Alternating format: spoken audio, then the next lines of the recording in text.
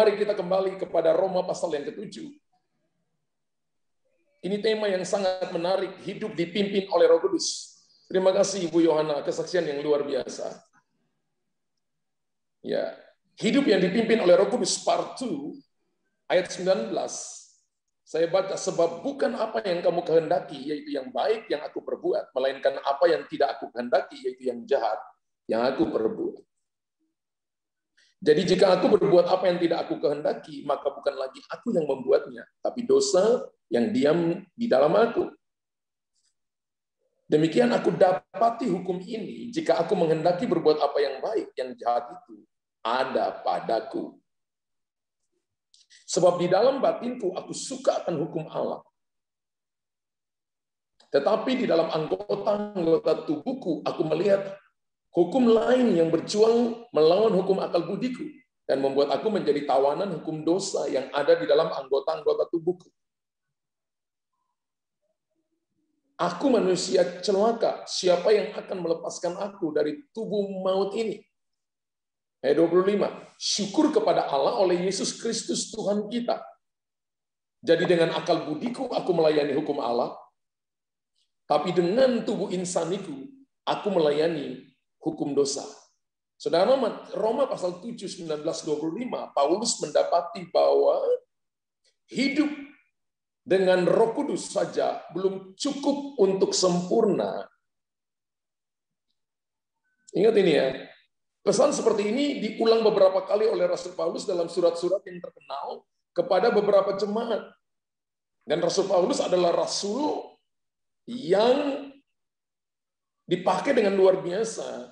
Bahkan dia yang menulis 14 kitab dari Perjanjian Lama. Ya, Paulus pasti penuh dengan Roh Kudus. Bahkan dia paham tentang firman Tuhan dan hidup disiplin rohani yang tinggi. Bahkan dia menyadari dari tulisan tadi, dia menyadari sesuatu yang rasanya tidak perlu terjadi pada manusia yang suka akan hukum Allah. Ayat 19 berkata begini, sebab bukan apa yang aku kehendaki, yaitu yang baik yang aku perbuat, melainkan apa yang tidak aku kehendaki, yaitu yang jahat yang aku perbuat. Paulus menemukan bahwa masih ada kemungkinan bagi respons yang salah dalam hidup ini. Kalau Bapak Ibu perhatikan ayat itu baik-baik, maka Rasul Paulus saja masih mengalami hal seperti ini. Dia membangkitkan orang mati, menulis 14 kitab, dia menulis dengan penuh pewahyuan, diilhamkan oleh Roh Kudus, membukakan kebenaran-kebenaran yang para ahli Taurat tidak mengerti. Dia mengalami apokalipsis, pembukaan dalam pikirannya untuk membuka rahasia-rahasia kebenaran. Bila orang yang dipakai Tuhan dengan hebat seperti ini masih saja mengalami hal seperti ini, bayangkan apa yang akan dialami oleh orang Kristen yang jarang baca Alkitab, yang jarang berdoa. Kira-kira apa yang akan Bapak Ibu alami? Kalau dia temukan ayat 19 tadi, aku menghendaki hukum Allah, tapi yang aku lakukan adalah hukum maut. Yang jahat yang aku perbuat. Kalau orang yang rohani saja mengalami yang seperti ini, bagaimana orang yang jarang baca Alkitab? Bagaimana dengan orang yang tidak punya disiplin rohaninya? Tidak memiliki disiplin rohaninya. Bagaimana orang yang tidak memiliki konsistensi kehidupannya? Atau mungkin dia kompromi dengan dunia, dan sebagainya. Bahkan ketika Tuhan tidak memberikan ujian yang melampaui kemampuan manusia, menurut 1 Korintus 10 ayat 13, ayat seperti yang tadi pagi saya jelaskan kepada saudara, pencobaan-pencobaan yang kamu alami tidak melampaui kekuatan manusia, sebab Allah setia, sebab ketika kamu dicobai, Ia akan memberikan kepada kamu jalan keluar, supaya kamu dapat menanggungnya. Bahkan ketika Tuhan saja tidak memberikan ujian melampaui kemampuan manusia, pun kita rewelnya luar biasa. Kita udah salahkan orang lain, salahkan keadaan. Betul? Dari muka Anda lihat saya, kita sedang alami itu. Beberapa manusia, beberapa orang Kristen masih ya bisa meresponi. Mereka bisa respons dengan benar, kemudian mereka menang, tapi ada juga respons dengan cara yang keliru, kemudian mereka kalah terhadap godaan dunia dan si jahat. Nah, faktor-faktor kedagingan selalu berlawanan dengan keinginan roh. Galatia 5 ayat yang ke-17. Ya, ingat loh, faktor-faktor kedagingan itu berlawanan dengan keinginan roh. Kalau Bapak Ibu ikut dari part 1 kemarin, part 1 kemarin, dengan ini maka ini sedang dibawa masuk lebih dalam.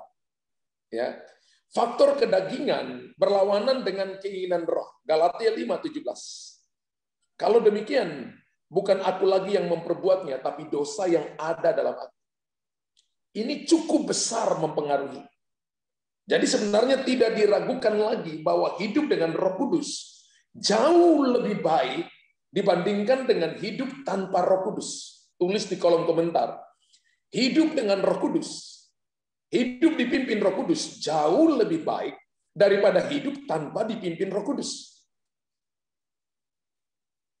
Alkitab berkata dalam Yohanes 6 ayat 63 berkata begini, rohlah yang memberi hidup, daging sama sekali tidak berguna. Yohanes 6 ayat 63, rohlah yang memberi hidup, daging sama sekali tidak berguna. Kalau Bapak Ibu perhatikan baik-baik, ya coba tunjukkan dulu Yohanes pasal 6 ayat yang ke-63. Rohlah yang memberi hidup, daging sama sekali tidak berguna. Perkataan-perkataan yang kukatakan kepadamu adalah roh dan hidup. Kalau kita tahu bahwa daging sama sekali tidak berguna, maka jangan menghasilkan buah daging. Menurut Galatia pasal yang ke-5, ayat 19 sampai ayat 21. Jangan menghasilkan buah daging, iri hati, dengki, amarah, kesombongan, percabulan, sampai kepada hal-hal yang daging. Itu buah. Kalau itu tidak berguna, untuk apa kita melakukannya? Tapi kalau itu roh yang berguna, mari kita dipimpin oleh Roh Kudus. Mari kita dibawa oleh Roh Kudus. Ingat, semua orang yang ngomong firman, yang KTP-nya Kristen belum tentu dipimpin oleh Roh Kudus. Saya nggak lihat amin 5 juta triliun kali di situ. Bahkan mungkin saja orangnya rajin ke gereja, tapi belum tentu dipimpin oleh Roh Kudus. Haleluya.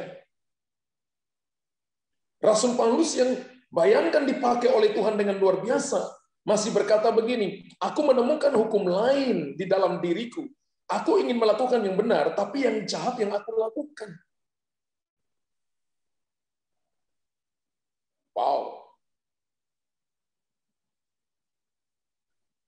Roma 8 ayat yang kedua berkata, bahwa Roh Kudus juga, roh yang memberi hidup, telah, bukan akan ya, roh yang memberi hidup telah memerdekakan kamu dalam Kristus dari hukum dosa dan hukum maut. Jadi ketika seseorang dipimpin Roh Kudus, maka kita sedang berjalan di jalan kemerdekaan dari hukum dosa, bahkan hukum maut. Dosa itu ada hukumnya, dan hukumnya adalah kematian kekal. Maut itu ada hukumannya, yaitu kebinasaan kekal. Dan yang paling penting, hidup dengan Roh Kudus adalah mengerti kehendak Tuhan Yesus. Yohanes pasal 16 ayat yang ke-7, Kisah Rasul 1 ayat yang ke-8. Yohanes pasal 16 ayat yang ke-7 dan Kisah 1 ayat yang ke-8. Lihat dulu Yohanes 16 ayat yang ke-7. Namun benar yang kukatakan ini kepadamu adalah lebih baik berguna bagi kamu jika aku pergi. Sebab jikalau aku tidak pergi, penghibur, roh penolong, roh pembimbing itu tidak akan datang kepadamu. Roh Kudus tidak akan datang kepadamu. Tapi jikalau aku pergi, aku akan mengutus dia kepadamu. Wow. Ini janji daripada Tuhan Yesus. Dia tidak membiarkan kita yatim piatu, tapi akan mengirimkan roh penghibur, roh penolong. Tujuan daripada Roh Kudus datang kepada saudara, dipenuhi oleh Roh Kudus, adalah supaya kita dipimpin oleh Roh Kudus, diajar Roh Kudus untuk menginsafkan dunia akan dosa, akan penghakiman, dan dipimpin ke dalam seluruh kebenaran. Roh itu diutus. Kapan itu datang? Kisah Rasul 1 ayat yang ke-8. Kisah Rasul 1 ayat yang ke-8 berkata, tetapi kamu akan menerima kuasa bila Roh Kudus turun ke atas kamu. Dan kamu akan menjadi saksiku di Yerusalem, Yudea, Samaria, dan sampai ke ujung bumi. Tetapi kamu akan menerima kuasa kalau Roh Kudus turun ke atas kamu. Kamu menjadi saksiku di Yerusalem, di seluruh Yudea, dan Samaria, dan sampai ke ujung bumi. Kata kuasa di sana adalah dunamos. Kemudian kita dapat dua kata, dinamit dan dinamo. Sesuatu yang meledak-ledak, sesuatu yang menggerakkan sesuatu untuk sampai kepada tujuan.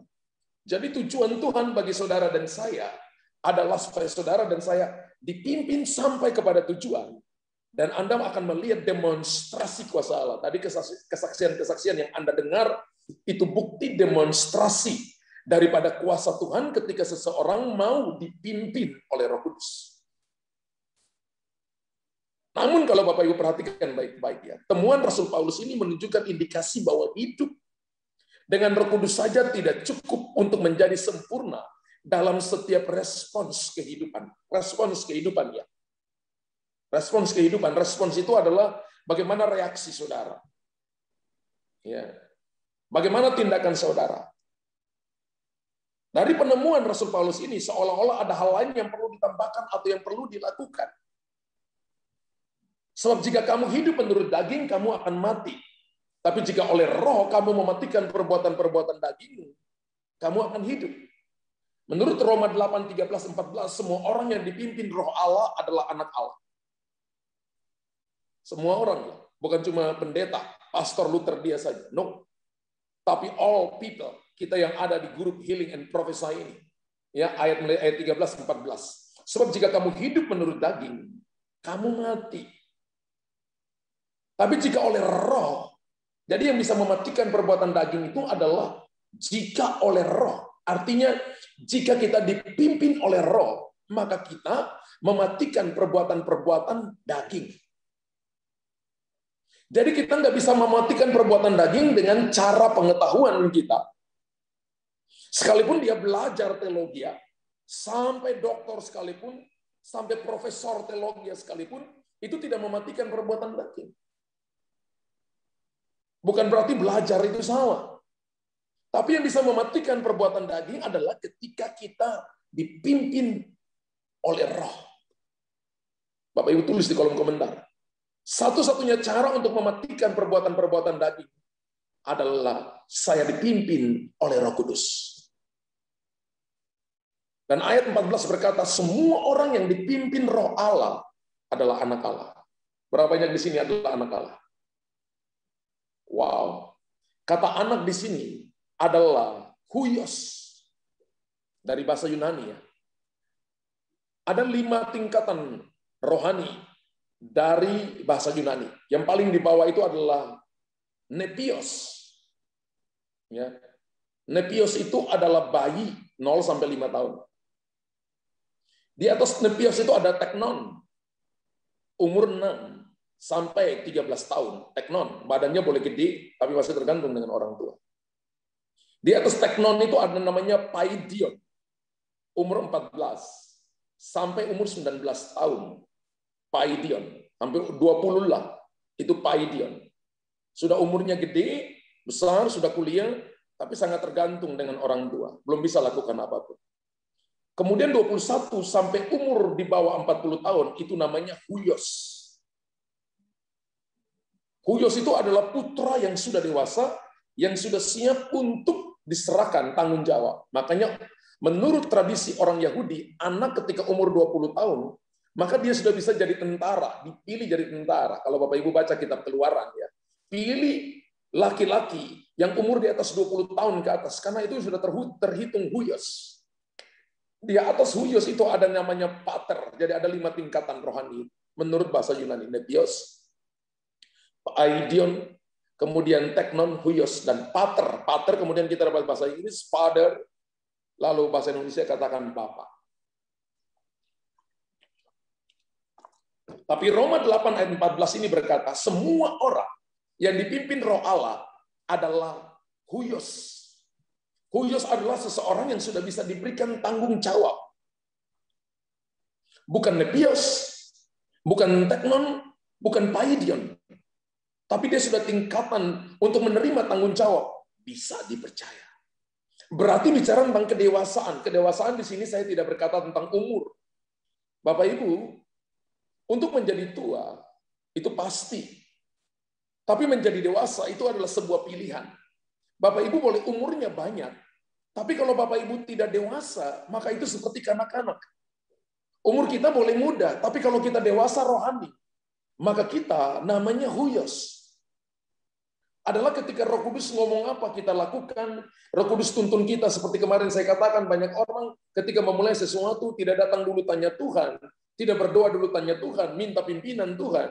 Dia hanya mengambil keputusan sesuai dengan kerinduan keinginannya, sehingga di tengah jalan ada begitu banyak hal salah. Dan saya bersaksi tentang bagaimana saya juga sebagai hamba Tuhan bisa melakukan itu dan kesalahan itu. Ternyata mau dipimpin oleh Roh Kudus adalah perjalanan pembelajaran seumur hidup kita. Bapak Ibu tulis di kolom komentar. Dipimpin oleh Roh Kudus adalah pelajaran seumur hidup saya. Haleluya. Katakan amin 5 juta triliun kali. Dan dipimpin oleh Roh Kudus. Kalau Bapak Ibu lihat Roma pasal 7, 19-25, Paulus menjelaskan beberapa temuan di mana dia katakan bahwa karya keselamatan Yesus itu perlu diresponi. Menghargai karya penyelamatan Yesus itu dengan cara Bapak Ibu mau dipimpin oleh Roh Kudus. Karena tadi kita baca Yohanes berkata begini, bahwa Yesus pergi, lebih baik aku pergi supaya aku mengirimkan Roh penolong kepada kamu. Kematian Yesus sempurna. Tapi apakah saudara dan saya yang diberikan Roh yang sempurna, kita mau dituntun oleh Roh yang sempurna itu? Kalau kita tidak menghargai karya Yesus, meresponi karya Yesus yang sempurna itu, maka kita akan hidup menurut daging. Dan akan berakhir dengan kematian kekal. Bapak Ibu, daging tidak membawa pada kehidupan. Tulis di kolom komentar. Daging tidak akan membawa kepada kehidupan. Daging tidak akan membawa kepada kehidupan. Haleluya. Kenapa? Rasul Paulus menulis dalam kitab Galatia pasal 5, 17-18. Ini buah-buah kedagingan, saudara ini. Sebab keinginan daging berlawanan dengan keinginan roh. Nggak mungkin dipersatukan. Dan keinginan roh berlawanan dengan keinginan daging. Karena keduanya bertentangan. Sehingga kamu setiap kali tidak melakukan apa yang kamu kehendaki. Akan tetapi jikalau kamu memberi dirimu, ini kuncinya. Bagaimana kita bisa dipimpin oleh Roh Kudus? Memberi diri dipimpin. Diri ini apa? Seluruh hidup kita. Diri ini apa? Pikiran, perasaan, kehendak, roh, dan tubuh. Memberi seluruh hidup kita ke dalam tangan Tuhan. Akan tetapi, artinya meniadakan yang tadi. Jikalau kamu memberi dirimu dibaptis oleh Roh, maka kamu tidak hidup di bawah hukum Taurat. Ini penting untuk disadari bahwa dipimpin Roh Kudus itu tidak otomatis terjadi. Tulis di kolom komentar. Dipimpin Roh Kudus itu tidak otomatis terjadi. Karena ada unsur free will, kehendak bebas, mau beri atau tidak, mau dipimpin atau tidak, mau dituntun Roh Kudus atau tidak. Tapi jika kamu memberi dirimu, berarti ada bagian yang harus kita serahkan ke dalam tangan Tuhan. Baru dipimpin, kan begitu. Itu berarti begini, tidak otomatis kita langsung dipimpin oleh Roh Kudus. Makanya tadi saya katakan, orang pergi ke gereja, orang ibadah di tempat ini, belum tentu dia dipimpin Roh Kudus. Kalau dia tidak menyerahkan hidupnya ke dalam tangan Tuhan. Makanya tadi saya katakan berulang-ulang kali, penting untuk disadari bahwa dipimpin oleh Roh Kudus itu tidak otomatis terjadi. Dan the Holy Spirit adalah roh yang sangat spirit of control, dan sangat humility. Ya, dia roh yang lemah lembut. Bahkan roh dan bukanlah Roh Kudus itu bukanlah roh yang otoriter. Kalau Tuhan mau kita semua selamat, tinggal dia bersiul saja. Langsung selamat kita semua. Dia berkuasa.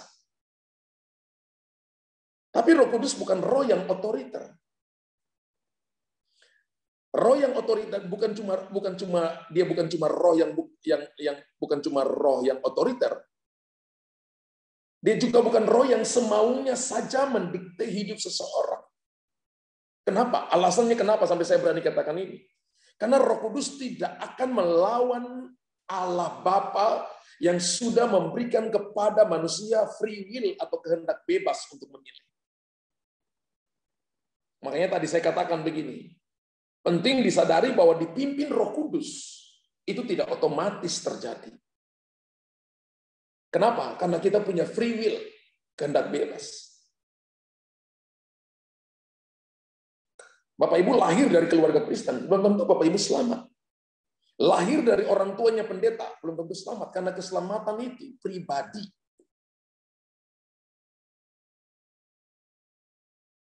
Itulah sebabnya orang Kristen yang mengaku penuh dengan Roh Kudus masih harus memberi diri untuk dipimpin oleh Roh Kudus. Saya ulangi Bapak Ibu. Itulah sebabnya orang Kristen yang mengaku penuh Roh Kudus, Bapak Ibu sudah dibaptis Roh Kudus, berbahasa roh sam as anturias omas amaturianas.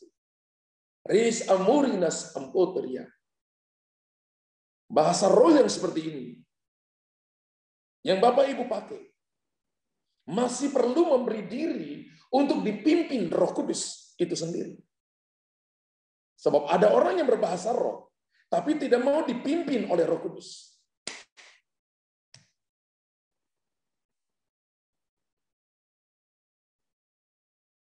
Contoh, saya pernah beberapa kali istri saya berkata, kamu hati-hati loh sayang, jangan mudah percaya dengan orang-orang ini. Istri saya udah ulang-ulang.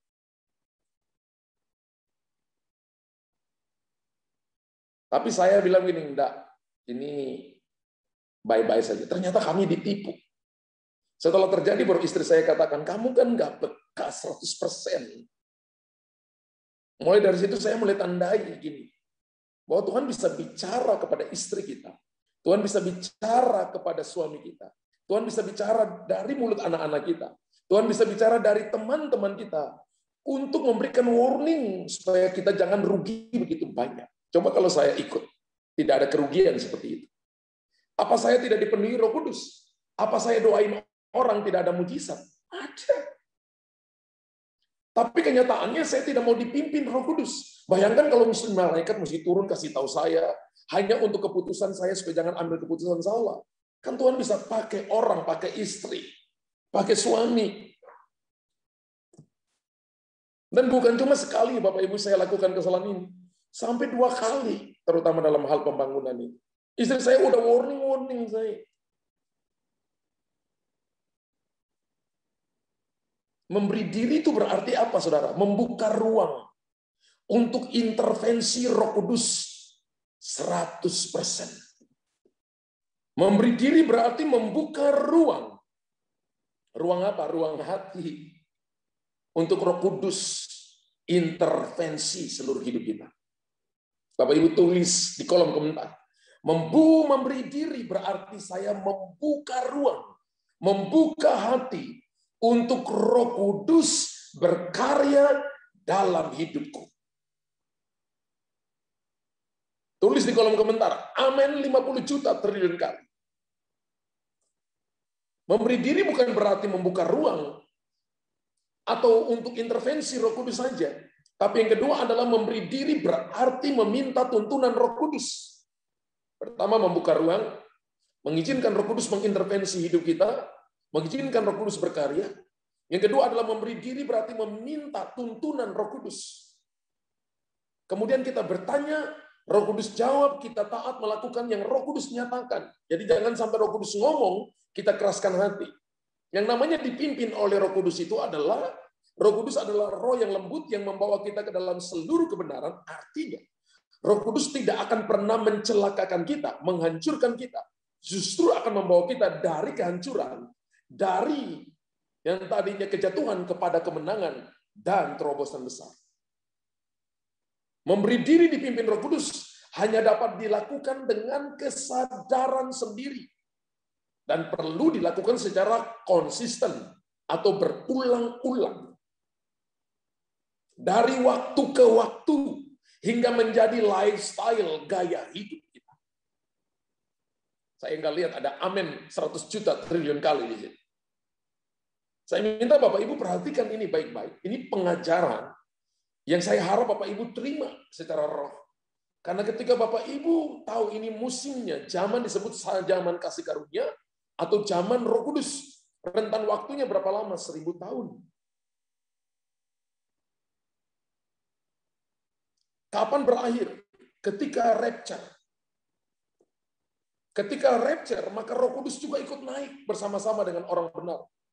Dan orang yang di bumi, di mana terjadi antikris, itu hidup tanpa Roh Kudus. Ya, ada Roh Kudus aja, Bapak, Ibu, dan saya tidak bisa hadapi masalah.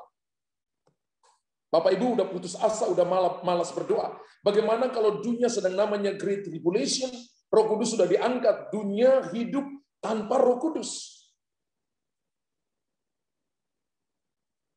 Mengerikan. Jadikan ini lifestyle saudara.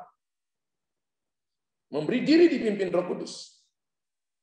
Kalau memberi diri dipimpin Roh Kudus, dan itu sudah menjadi karakter, maka posisi rohani inilah yang disebut Roma 8 ayat 14. Kita ini adalah huios, hanya putra yang siap menerima legacy, siap menerima warisan, siap menerima janji-janji Allah. Benar? Warisan tidak akan mungkin dikasih kepada karyawan sekalipun berprestasi. Warisan akan diberikan kepada my son, my daughter. Diberikan kepada putra dan putri yang ada dalam rumah. Katakan amin. Amin. Pertanyaannya simpel. Mengapa harus dipimpin oleh Roh Kudus? Kan itu. Yang pertama, hanya yang berbuah yang bisa masuk surga. Yang tidak berbuah akan dibuang ke dalam api. Mengapa harus dipimpin Roh Kudus? Karena supaya saudara berbuah. Untuk berbuah, maka kita perlu dipimpin Roh Kudus. Tulis di kolom komentar.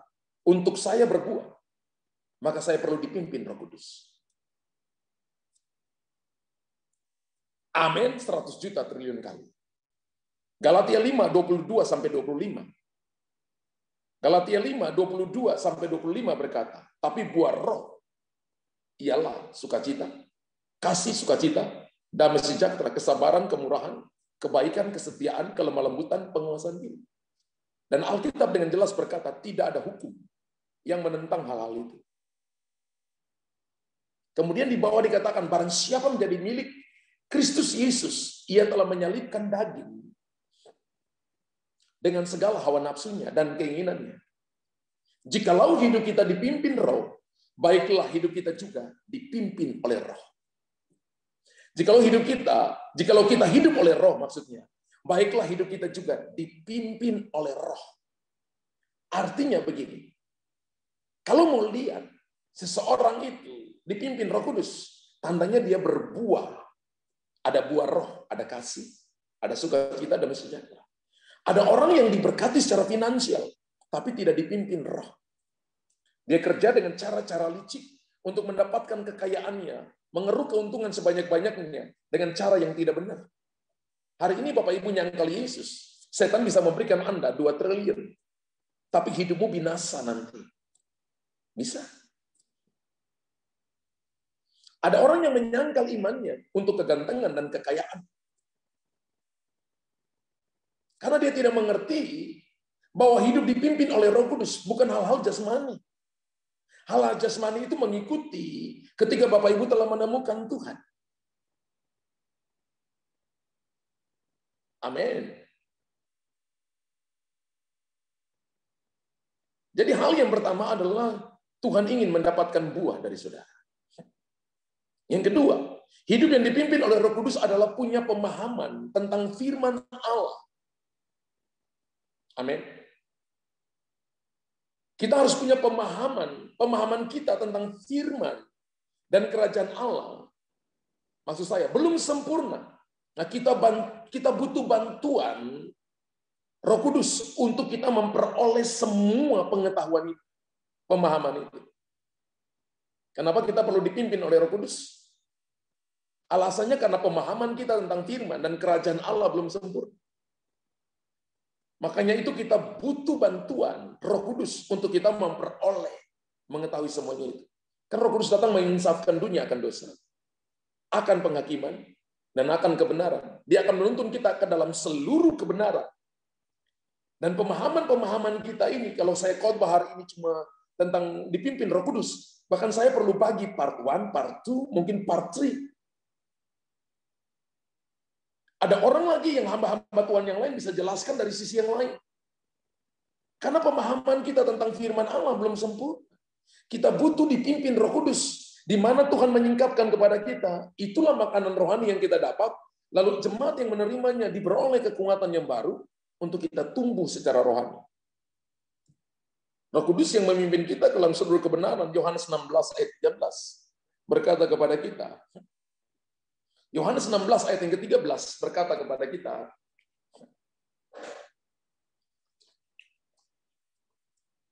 tetapi apabila ia datang, yaitu roh kebenaran. Siapa itu? The Holy Spirit. Ya. Ia akan memimpin kamu ke dalam seluruh kebenaran, bukan sebagian kebenaran. Makanya gereja harus memberitakan Injil sepenuh. Jangan memberitakan cuma hanya Injil sebagian. Ada orang yang memberitakan Injil, tapi menolak kesembuhan, menolak nubuatan, padahal itu juga firman Allah. Ada juga yang berkata begini, kan nubuatan sudah terjadi 2000 tahun yang lalu. Dia nggak mengerti bahwa seluruh Alkitab kita, isinya itu adalah nubuatan.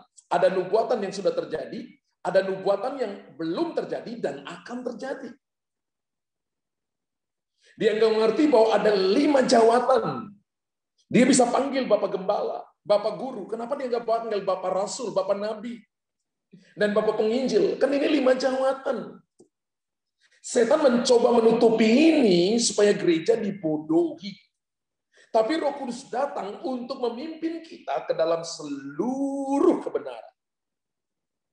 Sebab ia tidak berkata-kata dari dirinya sendiri, kembali Yohanes 16 ayat 13. Tetapi segala sesuatu yang didengarnya, itulah yang akan dikatakannya. Dan ia akan memberitahukan kepadamu hal-hal yang akan datang. Makanya beberapa tadi seperti Ibu Ida tadi, Roh Kudus katakan 7 hari dari sekarang engkau sembuh. Kandunganmu akan jadi kandungan remaja.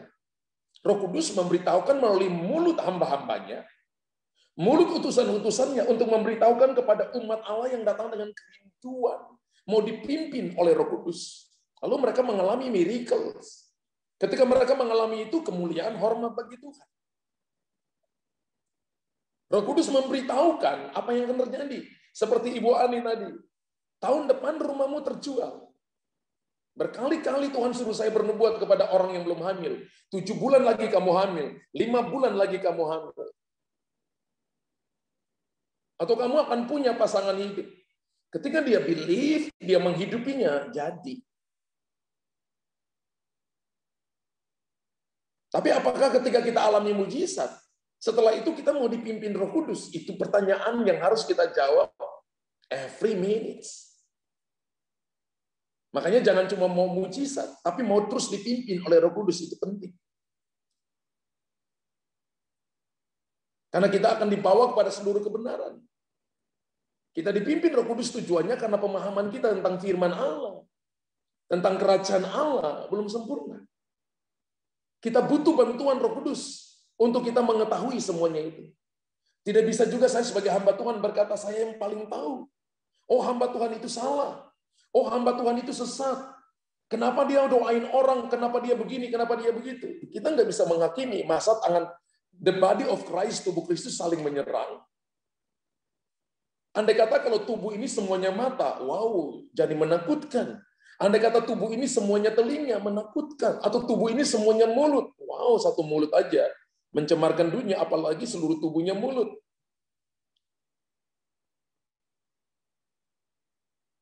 Atau bagaikan andai kata the body ini hanya cuma tangan kanan. Wow. Kita berbeda tapi satu, kita nggak boleh saling menyerang. Selama yang kita sampaikan adalah firman Allah dengan murni.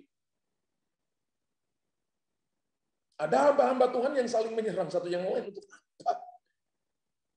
Namanya tubuh Kristus, kalau satu sakit, semua sakit. Kalau satu bersuka cita, semua suka cita. Kalau kita punya Roh Kudus, roh yang sama, yang mengerjakan karunia-karunia yang berbeda, tapi dikerjakan oleh roh yang sama, harusnya tujuannya membangun, bukan menjatuhkan. Dan saya percaya sederhana, kalau semua kita, anak-anak Tuhan, gereja Tuhan mau dipimpin oleh Roh Kudus, satu kata saja yang akan kita rasakan, damai sejahtera. Haleluya. Yang ketiga, kalau kita dipimpin oleh Roh Kudus, tanda bahwa seorang dipimpin oleh Roh Kudus adalah begini. Ujian diperlukan dalam setiap pertumbuhan. Seperti Roh Kudus menuntun Tuhan Yesus masuk di ujian padang gurun. Roh Kudus juga dapat memimpin kita dalam ujian padang gurun kehidupan. Beberapa Anda sedang mengalami ujian di padang gurun kehidupan. Dan Roh Kudus pimpin Yesus. Alkitab katakan begini, Yesus dipimpin oleh Roh Kudus ke padang gurun. Setelah puasa 40 hari, dan kalau Bapak Ibu perhatikan Markus pasal pertama, ketika dia keluar dari padang gurun, bukan lagi dipimpin, tapi Alkitab berkata, ketika dia keluar dari padang gurun, dia keluar dengan penuh kuasa. Bapak Ibu jangan mengharapkan penuh kuasa kalau tidak mau dipimpin oleh Roh Kudus. Jangan mengharapkan hasil yang besar. Jangan mengharapkan terobosan, pemulihan, kalau nggak mau dipimpin Roh Kudus. Pimpin diri sendiri, hasilnya ada, tapi kecil sedikit banget. Pakai kekuatan sendiri kan, hasilnya ada, tapi akan buat Bapak Ibu stres. Markus 1, 12, 13. Segera sesudah itu Roh memimpin dia ke padang gurun. Di padang gurun itu ia tinggal 40 hari lamanya. Dicobai oleh iblis. Ia berada di sana di antara binatang-binatang liar dan malaikat-malaikat melayani dia. Wow. Dikatakan Roh memimpin dia kepada Roh di sini ini siapa? The Holy Spirit. Roh yang sama ini yang tinggal dalam saudara akan memimpin saudara melewati padang gurun kehidupan. Kegersangan, berhadapan dengan binatang-binatang liar, keadaan-keadaan yang menakutkan, situasi-situasi yang membuat Anda rasanya nggak mungkin aku lewati. Tapi in the name of Jesus saya beritahukan kepada umat Allah bahwa roh kebenaran ini adalah roh yang akan membawa saudara berjalan di dalam kemenangan. Next level pemulihan untuk Anda menikmati seluruh janji Tuhan. Yesus masuk dipimpin roh, tapi dia keluar penuh dengan roh. Awalnya saudara dan saya dipimpin roh, tapi lama-lama Anda dipenuhi roh. Artinya bukan lagi tentang Luther Dias, tapi tentang Yesus. Makanya Rasul Paulus berkata, aku bukanlah aku lagi, melainkan Kristus yang tinggal dalam aku. Ini penting. Sangat amat penting. Haleluya. Tugas Roh Kudus adalah membawa saudara melewati ujian padang gurun. Memimpin kita melewati ujian padang gurun. Ujian padang gurun kehidupan.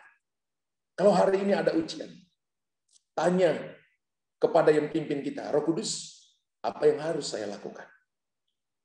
Jangan menyerah, tapi berserah. Tulis di kolom komentar. Jangan menyerah, tapi berserah. Berserah artinya membiarkan diri dipimpin Roh Kudus. Maka hasilnya, wow. Unlimited. Hasilnya, abundantly. Hasilnya, more than enough. Hasilnya, luar biasa. Haleluya.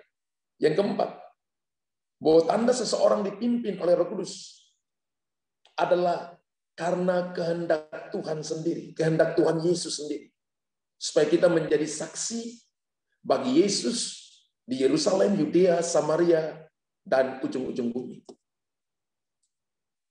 Tadi Kisah Rasul 1 ayat yang ke-8, tapi kamu akan menjadi saksiku. Mulai dari Yerusalem, Yudea, Samaria, dan sampai ke ujung bumi. Kalau Bapak Ibu lihat kata dan di situ dipakai bahasa Yunani yaitu kahi.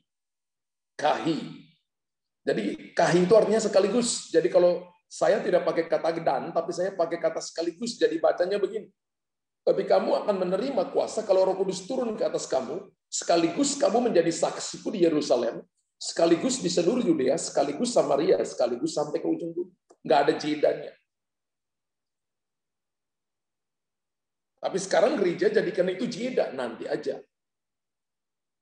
Gereja yang benar-benar hidup adalah gereja yang punya misi dalam gereja melakukan amanat agung.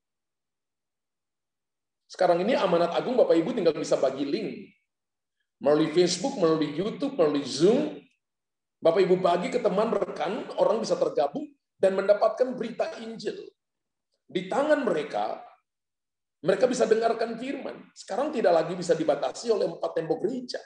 Gereja sekarang ini adalah bukan lagi menjadikan gedung gereja sentral, tapi menjadikan gedung gereja headquarters. Gedung gereja hanya menjadi markas besar. Tapi gereja yang sedang dibangun oleh Tuhan melalui situasi ini adalah All Saints Movement. Yaitu pelayanan semua orang kudus terlibat di situ. Siapa saja bisa ngomong firman tanpa sekolah Alkitab. Selama dia sampaikan firman Allah dengan murni, dengan tulus. Haleluya. Kemarin ada yang kirim saya sebuah capture. Ada yang tulis di situ begini, saya lulusan teologi, boleh tanya apa saja akan saya jawab. Kemudian ada yang di bawah itu, ada yang kemudian bertanya, oke, kalau begitu saya mau tanya, silakan sebutkan nama 5.000 orang laki-laki yang diberi makan oleh Tuhan Yesus dengan 5 roti 2 ikan.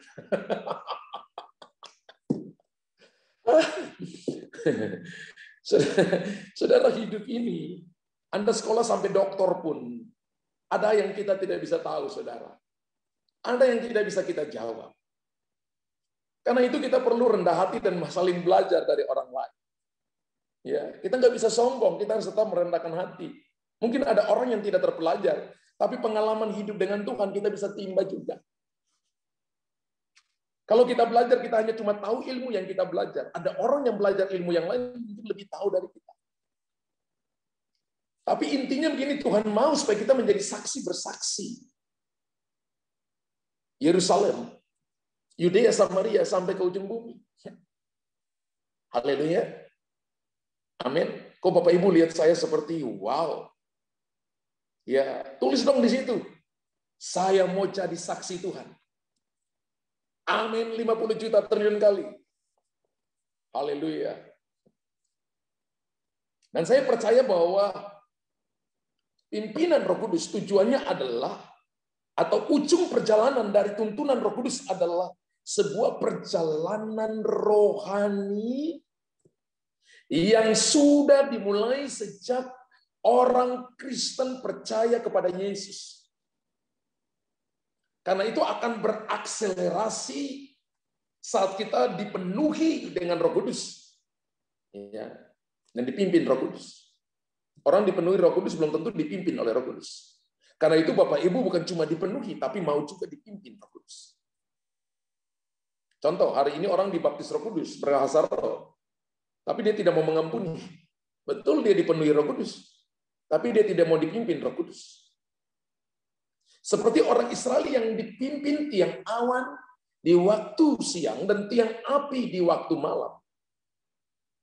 Roh Kudus memimpin perjalanan mereka dalam ujian, dalam kemenangan, dalam pemenuhan, dalam kebenaran, day by day, hari lepas hari.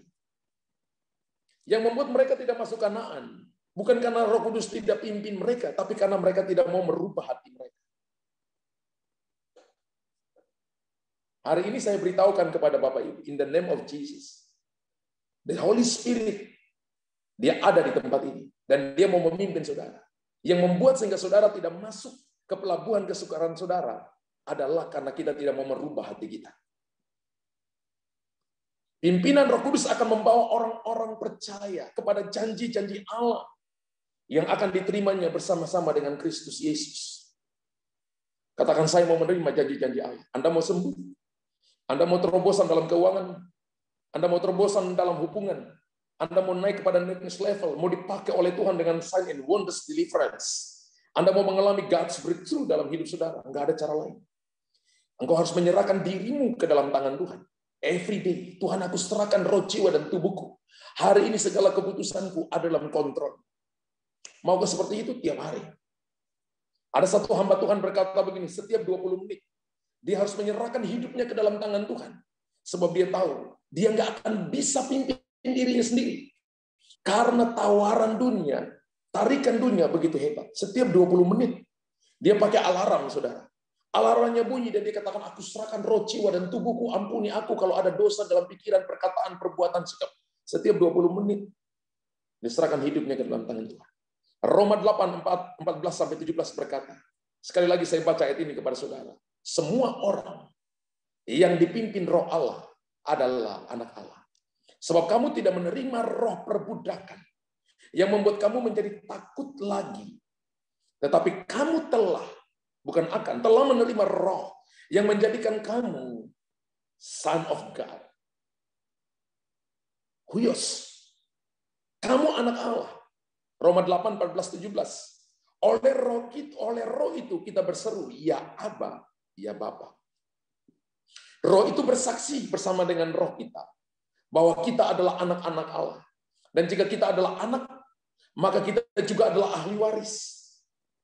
Maksudnya orang-orang yang berhak menerima janji-janji Allah yang akan menerimanya bersama-sama dengan Kristus, yaitu jika kita menderita bersama-sama dengan Dia, supaya kita dipermuliakan bersama-sama dengan Dia. Wow, ini ayat luar biasa. Berjalan dipimpin Roh Kudus akan membawa orang percaya pada kesempurnaan kualitas diri, kesempurnaan pencapaian rencana Bapa, dan kesempurnaan kemuliaannya. Sudah selesai khotbah. Sudah selesai khotbah. Anda yang diberkati, tulis di kolom komentar. Saya sungguh amat diberkati Tuhan malam hari ini. Saya berdoa malam hari ini, biarlah kita berjalan dipimpin Roh Kudus. Karena itu akan membawa orang percaya pada kesempurnaan kualitas diri, kesempurnaan pencapaian rencana Bapa, dan kesempurnaan kemuliaannya. Saudara, nggak ada pilihan lain di dunia ini. Ini zamannya Roh Kudus. Ini zamannya di mana Anda harus menyerahkan dirimu. Ada bagian saudara. Roh Kudus sangat menghargai free will saudara. Karena nggak mungkin Roh Kudus akan menabrak apa yang diberikan oleh Bapa kepada kita. Kehendak bebas memilih. Anda harus memilih hari ini. Aku serahkan kehendak bebasku ke dalam tanganmu. Roh Kudus, biarlah Engkau pimpin aku dengan kehendak-Mu. Supaya aku melihat terobosan demi terobosan terjadi. Haleluya. Puji Tuhan. Saya percaya malam ini Anda diberkati Tuhan.